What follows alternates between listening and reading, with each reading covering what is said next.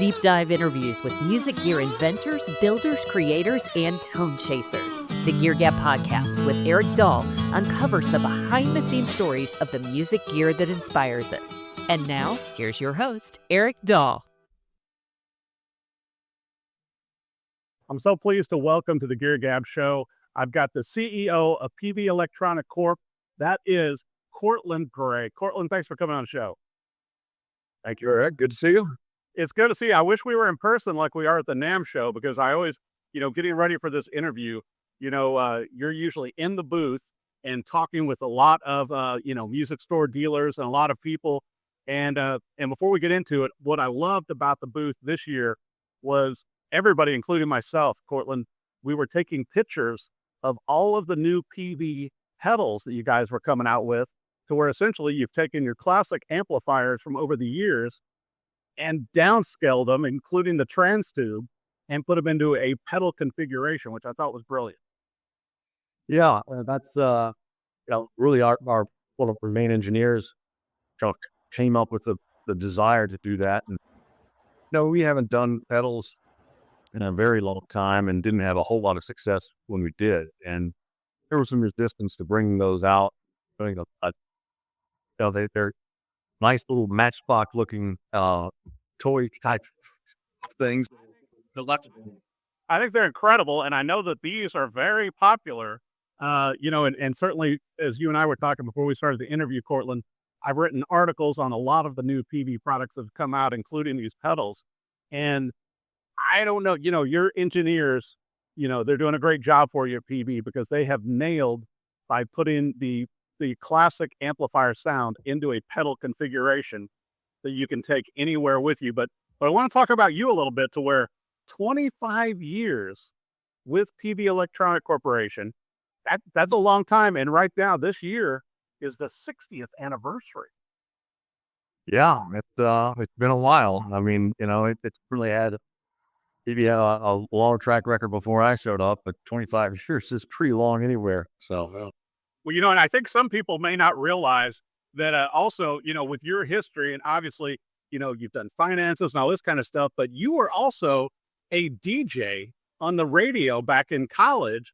And that's kind of where you got your love of music and your interest in all things music, right? yeah, it was actually a little bit after college. I lived in Telluride, Colorado. Those real world jobs that I was looking for didn't pan out. So I had a buddy that wanted to be a ski bum for 2 years. And I was like, can you do that? But now was this in between also while you were playing tennis? Because I understand you're a kind of a professional tennis player also, and you had to hang that up. Well, I went to SMU, and there were two in the country my freshman year when I, went to school. Wow. And I had played in high school and won district champion and all that, right? And didn't think and didn't plan on playing at SMU just because, they're really good, and that just wasn't kind of where I was going. And my mom, after PE as tennis as a PE requirement my freshman year, the coach saw me playing out there and said, why don't you come out and try out for the team? And I said, okay. I hadn't played all summer, and in fact, I had mono that summer. It hadn't done much of anything, but went out and lost every match that I played, but they kind of recognized that I was a good player and had some talent, and ended up bringing me on as, said, can't really put you on the team, as a, since you didn't win the matches in the tournament. Yeah. But, they brought me on as the general manager. So I was kind of the towel boy and water guy. And so I made the rounds and did that, and got to practice with the team every day as well. So, next year I lettered, and, That is incredible. Well, and I've got to ask you too, and you and I were talking before we started this interview, because certainly with my TV show, The Rock Interview, over the years, I got to meet Hartley Peavey and have some fun and always interesting interviews with Hartley, because so passionate about it. But how did you end up working at Peavey and obviously now as the CEO of this legacy company in music gear? Well, very interesting story. It just happened that my mother married Hartley, so that had a good start to it. That's not hurt at all. I mean, it's like, and that's the great thing too, to where it is your family business as well. And I've got to bring this up too, to where there's so many, you and I were talking, Courtland, and I was mentioning this to some friends because I knew I was going to have you on the show, to where many people in music and in music gear do not realize how much impact PB as a company has had. And I believe 180 patents. But, many of the things, that the company PV started were really quite cutting edge at the time, including CNC, with guitars and basses. And certainly I have owned a number of, PV instruments, but also, like I told you, my first true amplifier, besides my dad's Heath Kitlin that he had built that I had used in the living room, my first real guitar amplifier, Courtland, was a PV Bandit. And I owned multiple. I still own my dad's PV TNT bass amp, which is over here in my guitar room off to my right, and I will never get rid of that. And it's from the 80s, and it still plays and sounds great. Oh yeah, yeah. That was a real popular one all around the world. That's one of the great things that PV success is that we have distribution, sales, and recognized all over the world. So different countries in Latin America, Africa, Asia, all love those big old TKO, TNT bass amps like that. So that's. And I'm not getting rid of mine because it still sounds great. But, it's so interesting to me, Courtland, with Hartley, to where he started, building his first amp, I think possibly his first patent in 1964, then launching the company in 65. And the number of amplifiers, and you and I were talking earlier as well, about besides doing amplifiers and pedals, guitars, basses, PV really became known for incredible PA systems because, and not a negative term, but when I was growing up, it became the working man's amplifier or and PA system because, quite frankly, we were all weekend warrior musicians and we couldn't afford the high-end stuff, but you could save up your money, you could save your gig money, and you could buy, the PV mixer or the PV towers, and they sounded great and they did the job and they always performed. Yeah. I mean, that was, Hartley's, he started with the guitar amps, so that's what his, passion was, and he really liked that. But, after trying to sell his guitar amps to different music stores around, he kind of got some rejections and such. And, one of the dealers said, "Look, kid, I don't need another guitar amp. I need a competitively priced PA system." And, Sure Vocal Master, I think, was about the only other thing really out there in the mass market. So, right.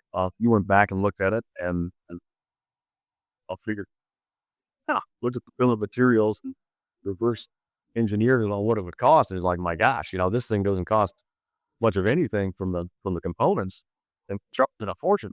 Oh, right. His model was kind of a cost plus type of scenario, and he came in with a really competitive PA system, and that's really what got him launched into so many music stores around the country. Well, and that's the thing too, Courtland, to where talking about the PA systems, and certainly I've owned my share of PV head box amplifiers, and also, the original mixer to where it had the amplifiers built in, and certainly PV is very well known for their CS800 models, which, I think at one point I owned 6 of those. We had a big. You were a strong young buck, weren't you? Yeah. Luckily, back in those days, it's like going, you're playing those outside gigs, Courtland. You had to have the power, and that was, the CS800, or I think I owned one of the Decades that you guys came out with. But it's like that was pretty much all of my friends that were in bands. We all owned that equipment, and it's interesting now to me, particularly as PV.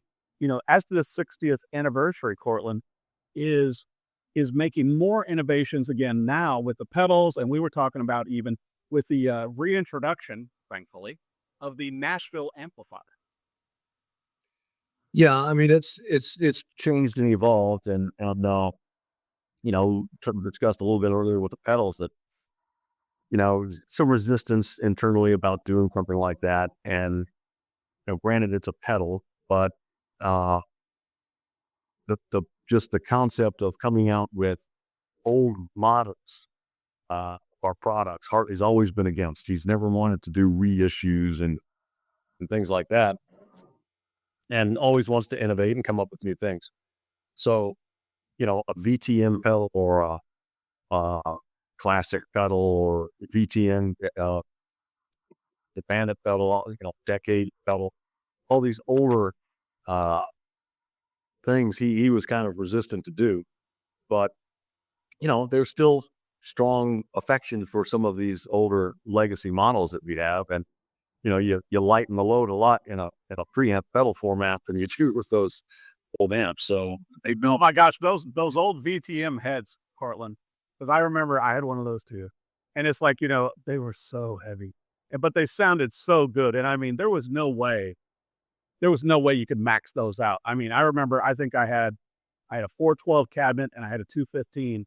And I still had headroom to drive that. And those kind of, and once again, and I'm sure better than anybody, a lot of the major bands and musicians that were also touring and using, Peavey equipment, I think that helped out a lot too over the years, besides the music stores, because I think whenever you would go, and once again, I still love going to music stores, but there would always be a nice Peavey amplifier and Peavey PA system display in the music store that you could go and plug into. Yeah. Yeah. One of the, Hartley's father was a musician and owned a music store. And he knew the importance of trying to make the store owner money. And that's what he set out to do. And he made plenty of money along the way as well. But, a lot of music store owners made a lot of money on Peavey gear over the years. And so, you wanted to give them a good margin. And, I remember rooting through our old literature department and, in-house, and of course, Hartley's 5 premises of the things you'll never do. And, one was not sell to big box, not sell to catalogs, not, this is before internet. Right. Not, I remember some of those white sheets. I had some of the white sheets. Yeah. It's like going, and I mean, it was like a Bible, those were great. Yeah. So, I mean, he set out early on to make the music store owner, some good money. And that's why a lot of we got embraced by the music stores, early on, and still try to do that today. I mean, that's important for us to, keep the independent music stores going, because that's, I think the critical path for, people to play music and to get going. It's very important. But I totally agree. And I was bringing up too, I was thinking about, once again, when I saw your new amplifier with the stacked Decade, which I thought it was so cool, to where you've got the small speaker on the bottom, Courtland, and then the main amplifier on top, and then it's like in a chrome rack. And what artist are you tied in with on that one? Joshua Hum. Thank you. Yeah. That's not a bad deal, buddy. Yeah. I mean, he's, he did a YouTube video a number of years back, and, I forget what his name is. He's kind of asking what his secret, tones, magic was, and said, you won't believe it. And he went into his closet and pulled out a Peavey deck, and Herb can really believe that, but no, he's Buy that. You can't buy or plan that, Courtland. When an artist actually goes, it's this. Yeah, I mean, a large forgotten amp from, years and years ago. So yeah, but like you and I were talking though too, to where so many of my friends, and I know a lot of musicians all over the world, we started out with Peavey amplifiers and Peavey PA systems, but not only were they affordable, they were dependable. And just like you were talking with Hartley, I remember talking with him in my office one time, and I'm like going, well, why did you do this? And why did you overbuild the amplifiers and the PA system? And he said, I just didn't want to see them again because after I built them, I was on to the next innovation. Right. Yeah, that's the thing. Once it goes out the door, you don't want to see it back. So that's important. So yeah. And you guys never did. I mean, just like the classic amplifier series, which I've owned at least 2 or 3 of the classic 30s, which I wouldn't mind picking up the classic 20. But it's like, once again, it's just a great amplifier that you can depend on, you can gig with. And of all the things to worry about when you're playing live music, Courtland, is so nice when you don't have to worry about the amplifier. Sure. Yeah, that's important. And we've always put some of the best components we can get. I challenge a lot of players out there to, if they want to get into it, if they're poo-pooing on a Peavey product or something like that, go look at the components in there compared to what you think is, the top of the line. And, I think you'll find that the components we use to build and design our products are, second to none. Well, and I think that dependability, holds up as well. And especially, and I see Peavey, particularly in the past few years under your guidance, to where, making the pivot a bit from hardware to more of digital. And it seems like in this time, that's smart. Just like we were talking about with the pedals, it's like, I can, as Peavey is doing it, I can accumulate almost every pedal of every amplifier I've owned, the Bandit, the Bravo, list goes on, the TNT and all this, Nashville. But then with the digital pivot, it seems like it makes a lot of sense right now. Yeah, it does. That's the evolution of things. And, you just have to stay current as quickly as you can, as best as you can. But yeah, we're doing that. I mean, just think of the library of, digital software, models that we can come up with, over the course of our history. We're getting there. Yeah, that's kind of mind-boggling when you think about all of the different amps from over the years. I mean, all the way back to like 1965. But how did also the media matrix concept come out? Because I think that was first launched in like the early 90s, right? Yeah, and I think it was just 25 years ago. About maybe I'm trying to remember when we did our last campaign. It was probably the early 90s. But that came about, with some engineers that had this new concept of controlling audio over a large network environment. Right. Using Cat5, being able to do it at desktop and control audio all over a big arena or airport, conference rooms and such. And, that can cause some internal debate in a big manner as well at Peavey, because, Hartley thought it was a great concept, something really good to do. His wife, Malia, did not want to do that. She said, we're a hardware company, not a software company. And they went round and round about it. But, Hartley recognized that's, a great concept of the future and embraced it. And, we'll work with those guys for another almost 10, 15 years before their engineering operation kind of imploded. And as a result of that, we got the software code for it and have been developing it ever since, and are very close to coming out with the third generation of it now, the Scion. And that'll be, twice the processing and power and capability of the current Aeon version.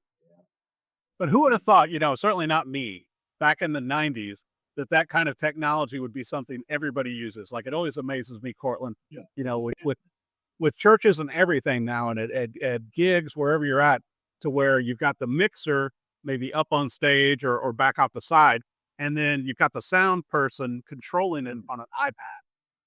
Yeah. Yeah, that's what you can do. I mean, it's come a long way. I mean, our first installation was in the U.S.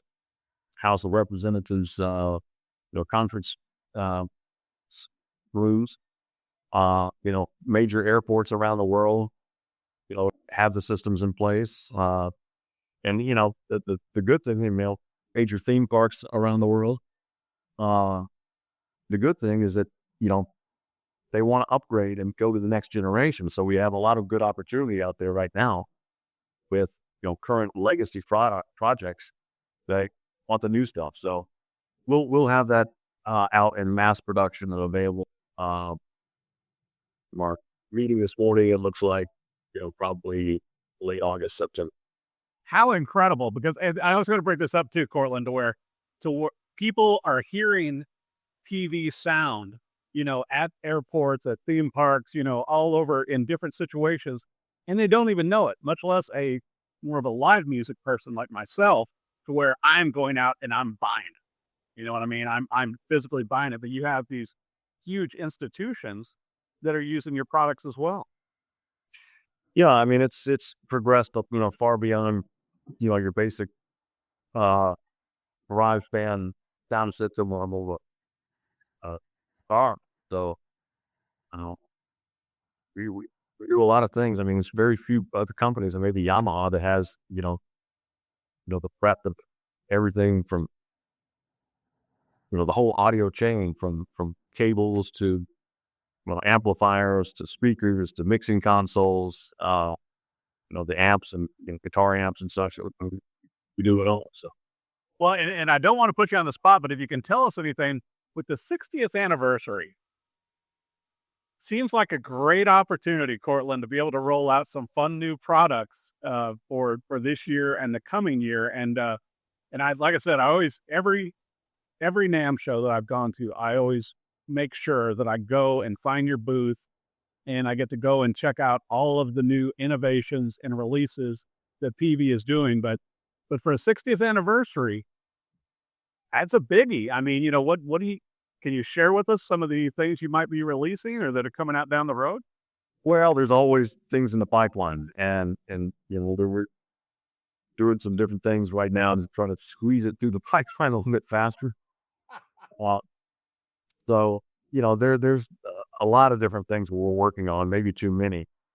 But there's different things of tube amplification. There's solid state amps coming out. There's new power amps coming out. Different battery powered portable PA systems with Bluetooth and other technology called ska. So a lot of different things that we're working. It seems like, once again, and being a music fan yourself, and obviously I'm sure listening to a lot of great bands and working with a lot of great bands all over the world, but it's got to be hard. I mean, it's like, I don't think a lot of people realize, Courtland, with Peavey Electronic Corporation, how many different product areas that the company is in that some of us are not even aware of, to where, one area of the country is like, oh yeah, the with the media matrix, whereas the other ones are with, people are using the live PAs, and you have the amplifiers. And I always joke too, Courtland, to where, even the T15, the T30, the T60, and certainly the basses and everything now, they are seeing a resurgence also, because I think a lot of people are nostalgic about those early guitars and amplifiers that they own. Yeah, there is a our biggest competitor is old Peavey gear. It seems like That's a hard one. You're competing against yourself. that's right. I mean, we have no obsolescence built in, unfortunately.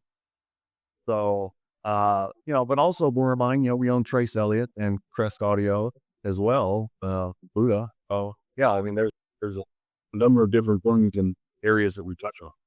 Well, and with Trace Elliott, I was going to mention too, to where your team has done such an incredible job, once again, with the pedals and with the amplifiers and everything else, because for acoustic sound, they've always done an incredible job, and I think that Peavey has kept that company alive. In fact, breathed new life into it, particularly with the pedals. Yeah, we have a whole new line of pedals we came out with in the last year or so. It's we changed a little bit of the historic nature of Trace and tried to shrink it down and lighten it out a lot when we came out with lines. I mean, it's an important part of the business, and happy Iris it's making, and have new things in the pipeline for it as well. Well, and I've got to ask you this. So, Courtland, as the CEO of Peavey Electronics Corp, what products are you most excited about that are on the forefront, whether they're bringing back some of the old designs, whether they're creating new ones?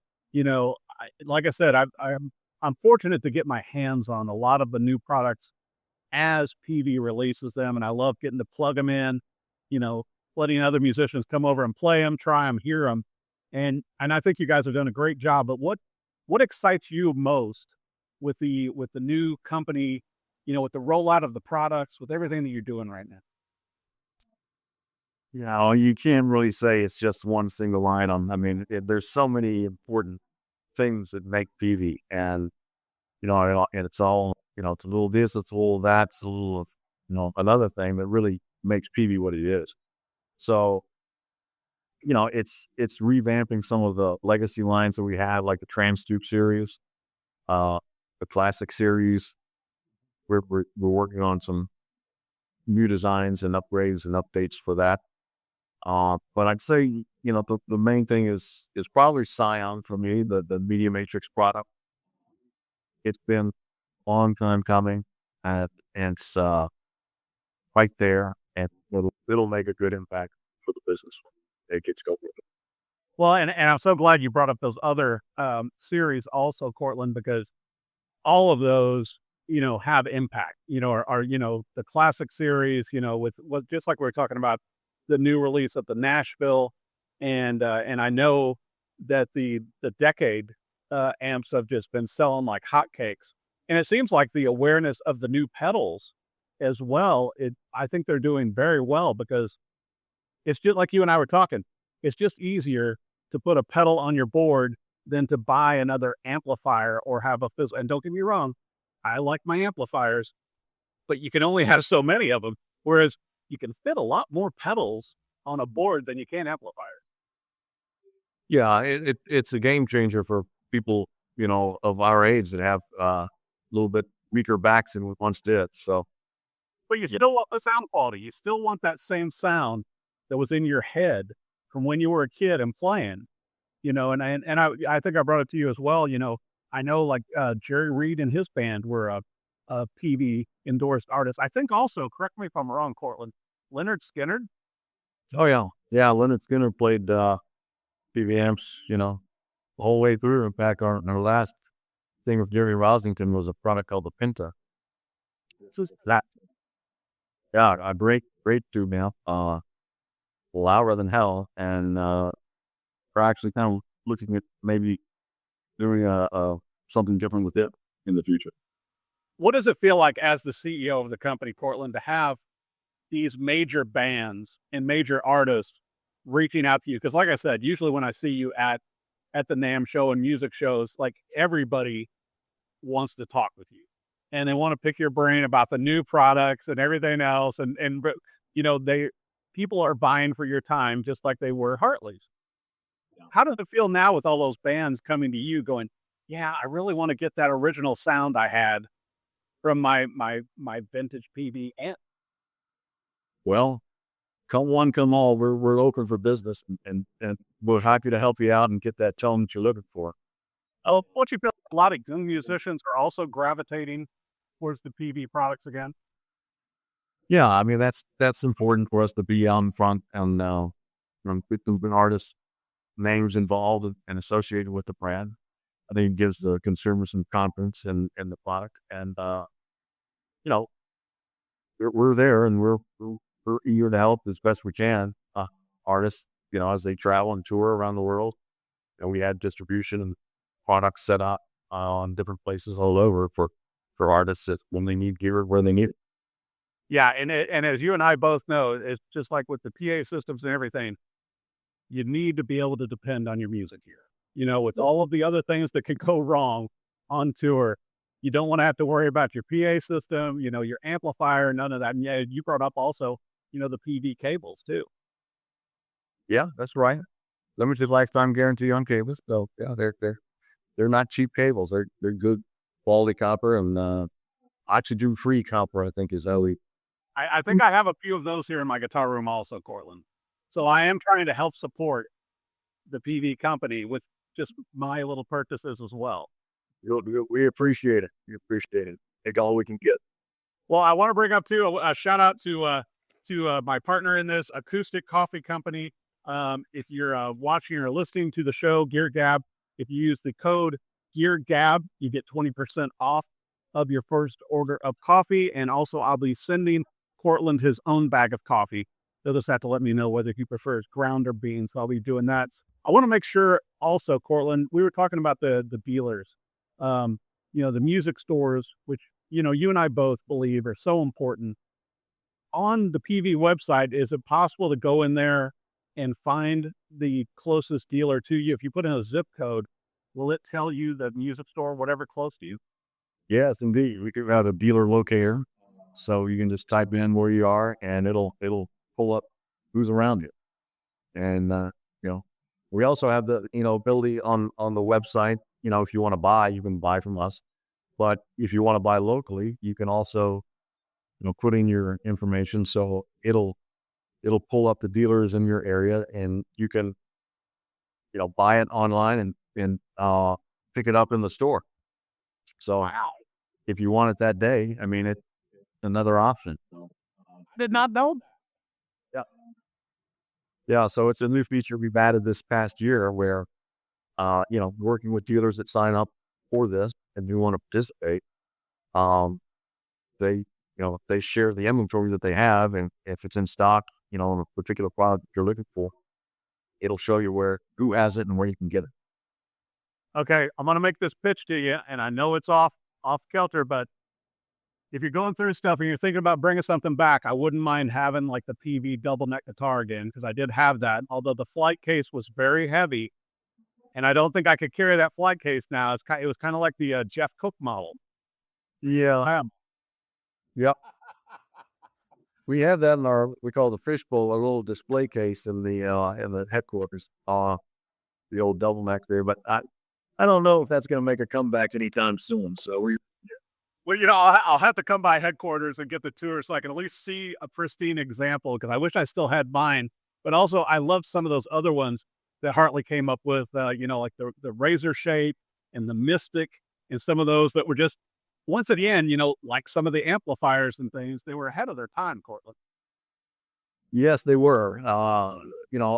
There's quite a few things that we had a little bit of ahead of our time, I think, that didn't do so well and faded away, and then somebody else did pretty good with it.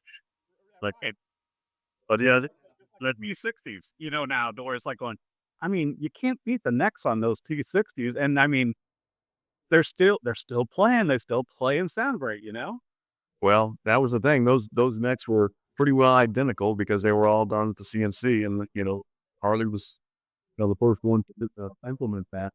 Garnet. I remember that one model too, Courtland. I can't remember which model. Maybe it was the T15, but as to where it came in what everybody called the Peavey chainsaw case, and it had the built-in amplifier with it. Oh, I don't recall that one. Yeah, it came out, gosh, it's probably like late 70s, early 80s. But it was so cool because as a beginner guitar, it was kind of like a take on the old one from the early 60s with Silvertone, but it was like a modern version of that, to where it had the amplifier in it, and you could take your guitar and just plug it straight in. And it's like going, at that time, it's like, wow, does it get any better? Tough to get some good tone out of something like that, but yeah. It wasn't. It was just fun, that you could do it. Concepts out there. Yeah, just like also, once again, something that I wish I had kept, the Peavey block. The which one? The block, the block, to where it was like the amplifier head that fit into a bag, and then it would just, I can't remember how many watts it was, but those things were amazing. And it's just a very simplistic amplifier that was portable, and you could put it on top of any cabinet and drive it. Oh. Yeah, like we said, there's been so many innovations in Peavey firsts out there over the years that that's Hartley's drive, is always innovating and finding something new. If you just have to go in and model all these, and put them into the virtual world and do something with that, Courtland, you're not going to get a lot of sleep. I mean, just with all of the different models that there are to cover, I mean, holy moly. Yeah, there's plenty to do, that's for sure. Plenty of opportunities. Thankfully. Well, I want to make sure for people joining the show too, Courtland, for the best website to see all of the new Peavey products and and all the other Peavey electronic brands, and also to find dealers and more information. And I know you guys have been doing some great videos, and also just to be in touch with Peavey Electronics and what you're doing for the 60th anniversary. Where should they go? Well, they should go to www.peavey.com, peavey.com. And we're working on that currently. We're in the process of kind of revamping our website a little bit. So that should be done in a few months and have a little bit of a different look. But you can find dealers, you can find product information, you can find owner's manuals, all kinds of different things there. So. Well, and I'll tell you, Courtland, also the owner's manuals have been so helpful over the years, just mainly on EQ settings and things like that. Just very helpful having that information. But like I said, I've still got Dad's, TNT amplifier over here, and it's still playing fine. Yeah. Yeah, it's hard to move, but it probably hasn't moved because it's too heavy. It hasn't moved a lot, but I'll tell you what I did. I put wheels on it. Plus, the wheels are popular products. I'm going to have to eat. Especially with a different age bracket, as we have aged some, and we still want to play those great amplifiers. But it's really great talking with you, Courtland Gray, about the Peavey electronic products, the new pedals, the new things you're going to have coming out for PA system with the Matrix and everything else.